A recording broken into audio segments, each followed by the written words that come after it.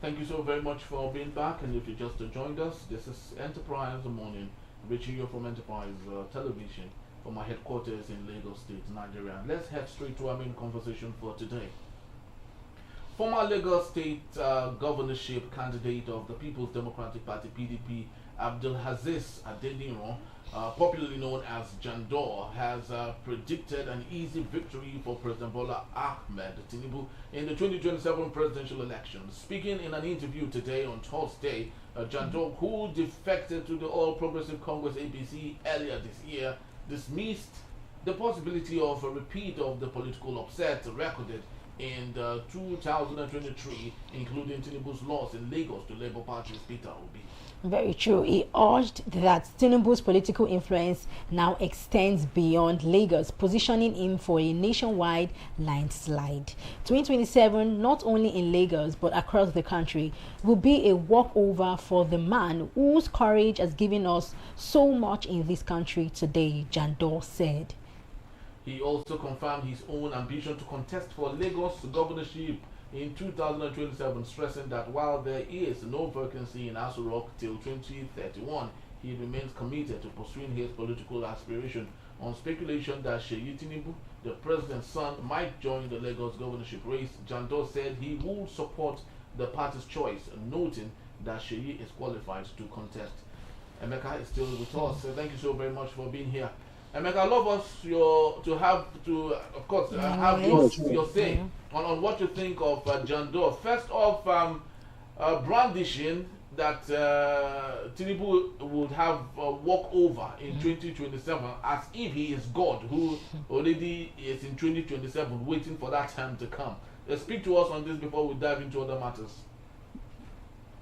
Of course, that Jandor was in PDP. He got the governorship ticket in the last election. But of course, he didn't do well, And so he moved to APC because the next governorship election, it's been looked at that the Muslims will get the ticket, for the governorship, in the 2027 election. And he's a Muslim, so he wants to. Of course, it's just a way of positioning himself, to get the ticket, the governorship ticket of the APC in the next election. So that's why, basically, so politicians will always say all kinds of outrageous things, when they need one favor, or the other. So that's how I look at it. When he says that Tinubu will get a landslide all over the country, is he on what premise? Are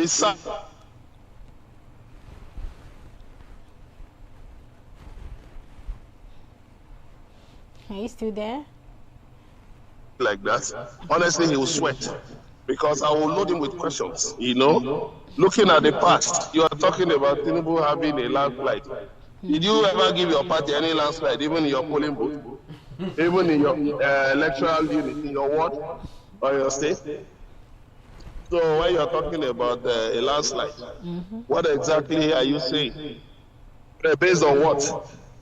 All this is just pandering to, just pandering to interest, so that he'll be considered. It's not as if, he cares about the interest of Nigerians, he thinks Tinubu has performed very well. He's asked him his record of service, his business. In business, how many companies has he set up? How many people has he employed? How many of his businesses are still running? How many people is he paying salary? How many? What has he himself done in terms of raising men and women? These are the questions we should be asking all these people. Not just, but of course, the media today is the captured media. So anything, you just excuse a lot of the nonsense you see in the media today. Thank you. Okay, in this speech, Jandor said there is no vacancy in Aso Rock, right? And do Nigerians believe there is actually no vacancy in Aso Rock till 2031? Do you think so? Did you hear me? Okay. The thing is that the man who said there's no vacancy did not tell us what he means by that. Because I do know that every organization replaces employees from time to time. Yeah. So for a man, in 2025, October 2025, we'll be talking about 2027. It shows how stupid, these people think we are. Of course, Nigerians lend themselves to stupid conjecture. In 2025, when we should be talking about, human development indices, we should be talking about things that matter right now. We are talking about 2027. Yeah. That is a symptom of a failed state. That's a symptom of a people who are not critical in their thinking. Anything excites us because the media has nothing to report. That's a certain. The media has nothing to report. It's anointing. How is this sort of nonsense coming from the media? Because they think Nigerians sorted. Look at the papers today. Look at the headlines of the papers today. Yes, sir. You will see different issues that the media to focus on. Huh? Now there's a report. A musician, Two-Face, has been arrested in London after he had a fight with his wife. With his new wife. Now you will see that's what we trend this weekend. Because we're excited by, trivialities. We're excited by things that don't matter. Look at the budget for health this year. It is nothing to write home about. This morning, I did a research, and looking at the fact that, if we were to invest money in health insurance, health insurance coverage, for 2025, we will need to, if we wanted to achieve 10% health insurance coverage in 2025, we will need 2.3 trillion naira. Now, the health budget for 2025 is approximately 2.48 trillion. So you can imagine that has already covered, health insurance. Now, it says that it represents 5.18% of the country's total budget of 47.90 trillion. They are looking for short of the 15% target set by the Abuja Declaration, and if you look at it, health infrastructure right now is 402 billion. Basic healthcare provision fund is 282.65 billion. Now, the Tinubu administration says he gave some Nigerian, money, as a safety net, for social safety nets, amounting to 330 billion. Now, imagine if that money was, let's say, health insurance, to ensure free.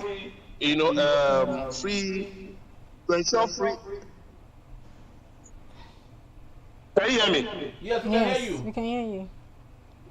Yeah. Now, imagine if that 2.48 trillion was put into, that 330 billion for social safety nets was put into health insurance. So say, okay, we want to ensure, let's say, health insurance cover up to, let's say, 40%, 40%.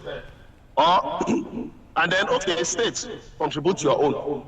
Let us contribute. Okay, the federal government, out of that 2.48 trillion, the federal government will contribute 1/3, state 1/3, local government 1/3, and maybe development partners will contribute, because we want to ensure, total, 100% health insurance coverage. So what it means is that you can go to the hospital and get free care in certain things, malaria, some of these things, and some of these things. You can get free consultancy. If possible, get free drugs or subsidized drugs. You pay only 10% of the drugs. You will see that the health body will drop significantly.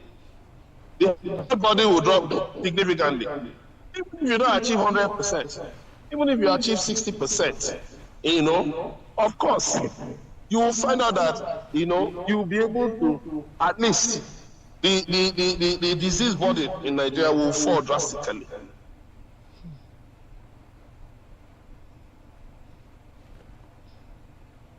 Are you still there? Emeka, are you there with us? All right, I think we'll still have to, get this rolling, especially as we observe a little bit of a glitch here. But what Emeka was actually trying to say here is that, rather than the people in governance concentrate on 2027 with the mindset of what have we done thus far, what can we do when we get there, rather than do that, they're so fixated on who would win and the walkover. Like the walkover is the primary healthcare centers that will be built in different sections or areas of Nigeria. While coming to work throughout last week, there was a deceased body. Someone I would love to believe died as a result of hit and run at Kara Bridge. I would love to believe that happened on Sunday. Right? From Sunday, Monday, Tuesday, Wednesday, Thursday. And today's Friday. Right? His body was still lying there, decomposing. And I just asked myself, is that how we have, debased ourselves as Nigerians and as humans? That life does not mean anything again to anybody. Everyone goes past it like it is, like it's a stone, like it's nothing.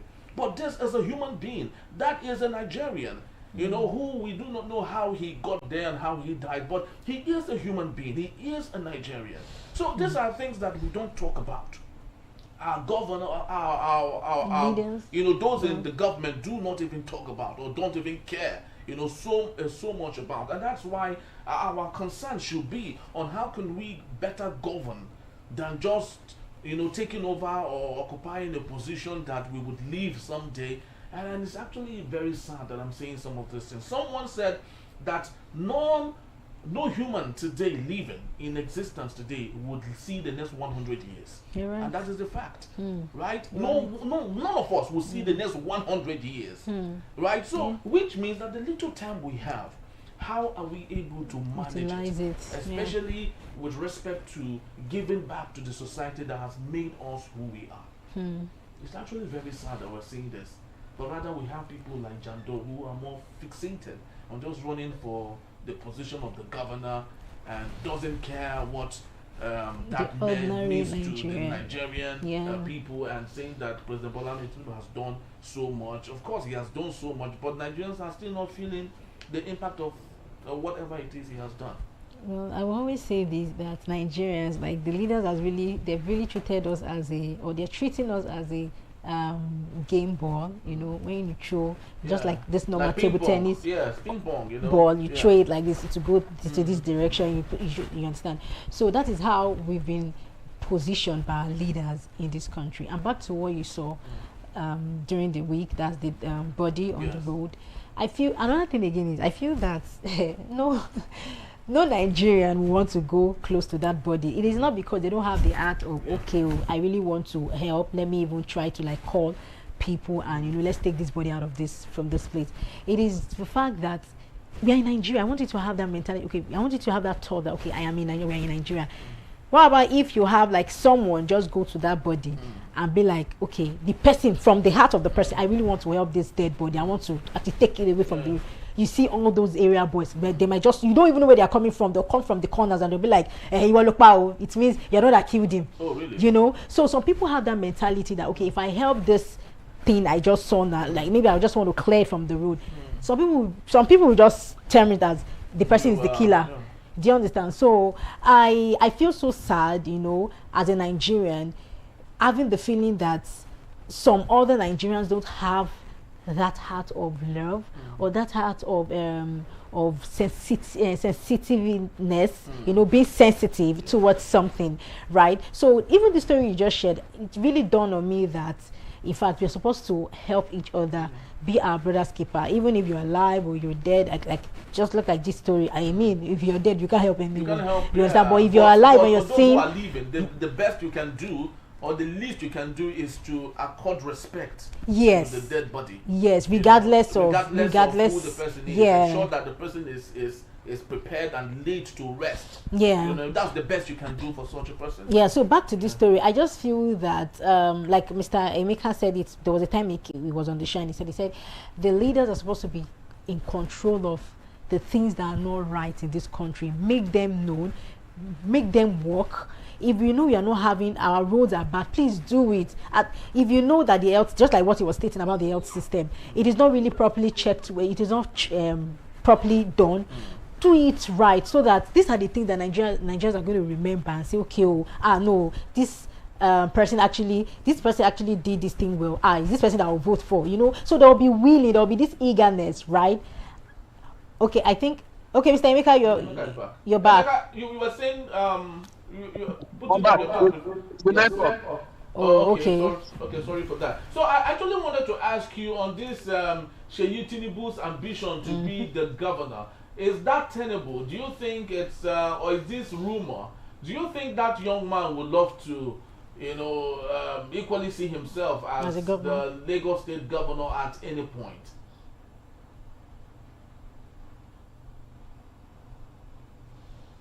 Emeka, did you get the question? Emeka, are you there?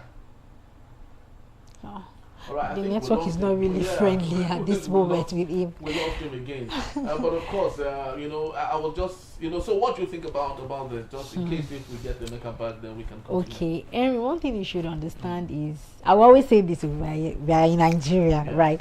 It's just that, okay, for instance, my father is the president of this country. Okay. Emeka, are you there? Network. Yeah, okay, for instance, my father is the president of this country, and as an ambassador of course, automatically I'm an ambassador, right? Even if I go out, I go out of the country. So there will be this, ginger, sorry to use that word, this eagerness. Okay, my father is there, so definitely if he's stepping down, I should be the next person, right? And even if I don't have that thought, and as an humble child, even if I don't have that thought, and even if my father does not have that thought that, okay, Iwolumaje, the next president, you be the next president too, other people in the cabal, other people in the cabinet, they'll be like, even if you don't want your child to be the next after after your tenure, you must put him or her, right? You must put that child there, you understand? So back to this question, I think, I don't know, I can't decide for anyone, but it is left for, even if the President Bola Tinubu, even if he wants this child to become the next president, right? Governor, I beg your pardon, governor. It is left for him to decide. The child to decide. Yes, that is Seyi to decide. Just like you taking a horse to the water, to the river, and you can't force it to take the water. So it is based on his own perception of how he wants to run, if eventually, right? But on the other hand, if the president, that's Bola Tinubu, if he feels that no, by force, I want you to be the next, I want you to run as the governorship race, right? So I think it still boils down on his self decision, like him taking the decision. Okay, Daddy, okay, I will do this. Daddy, I will not do this. You understand? So it's based on. I do not know what the decision. Of course, he has the right to vie for election. He is a citizen of the country, equally from Lagos State, and has the total rights and the duty to run if he wants to run. But of course, there's a place for everything, and one family cannot claim to own everything. It happened in Kwara State. The Sarakis. The father was the governor, the son was at a point, Bukola Saraki was the governor. But as we speak today, their political career is down and gone. Nobody remembers them, nobody wants to have anything to do with them, and that is what happened. That's to tell you that things does not last. No, nothing lasts forever. Yeah. It truly does last forever. Emeka, are you there? Alright, I think Emeka is... the network is not really friendly with him. But that's about the time we'll have for our show today. We'd love to say thank you. Please do well to visit us. You can find us at enterprisetvnews.com. You may equally like, comment, and follow us on all our social media platforms at Enterprise TV7. I am Henry Ikwebike. And I am Kehinde Bodering. Thank you for watching, and we'll see you tomorrow. Bye, and have a lovely weekend ahead. Bye-bye. Yeah.